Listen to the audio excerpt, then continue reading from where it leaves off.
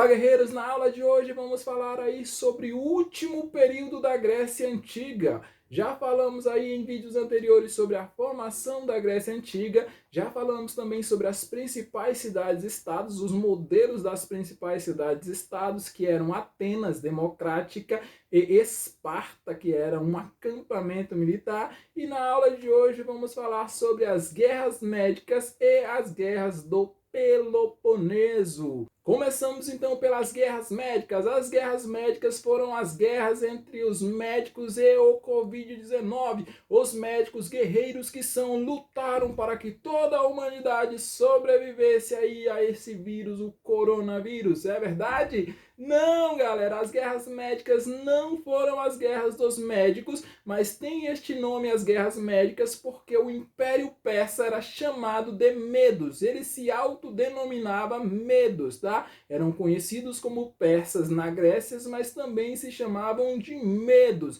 E os Medos, os persas, estavam em expansão territorial. O Império Persa queria expandir o seu território, por isso os persas vão lutar contra os gregos para obter essa expansão territorial. A primeira guerra médica é chamada de período dárico e aconteceu mais ou menos no ano 490 a.C.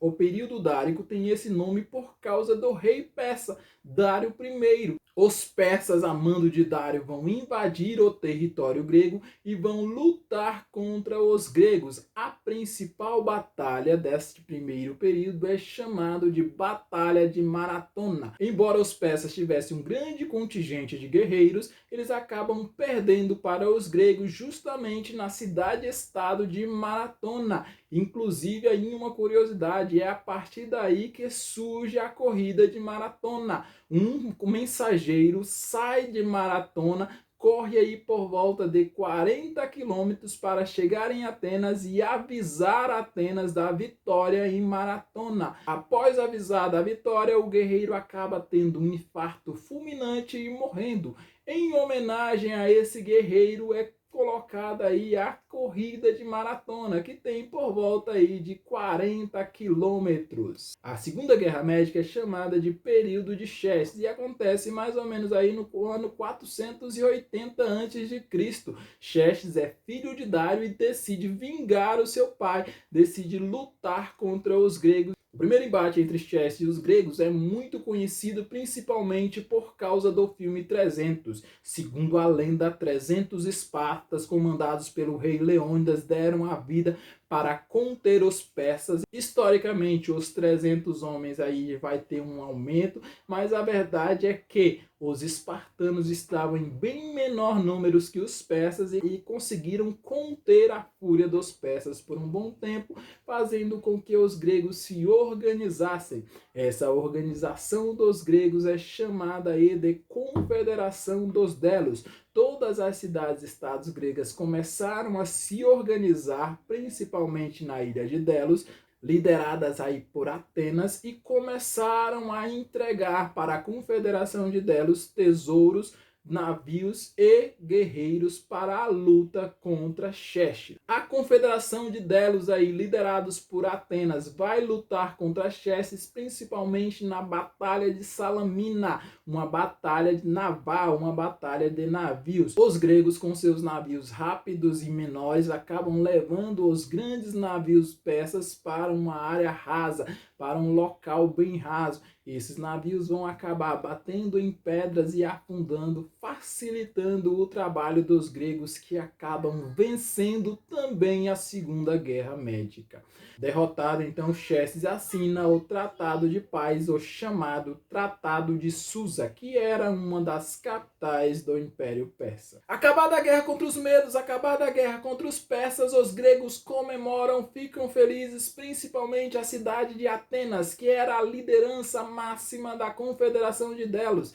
Em vez de devolver os tesouros para os seus respectivos donos, acabam utilizando esse tesouro em bem próprio, eles utilizam para si mesmo. Péricles, que é o governante de Atenas, acaba fazendo de Atenas um grande centro cultural, rodeado aí de grandes coisas graças ao tesouro de Delos. Lógico que as outras cidades-estados não vão gostar disso, vão ficar enciumadas pela grande valorização da cidade de Atenas, este que é chamado o século de Péricles, vão acabar entrando em conflito com Atenas. A primeira a ter oposição a Atenas é Corinto, que convida Esparta para fundar aí uma nova confederação.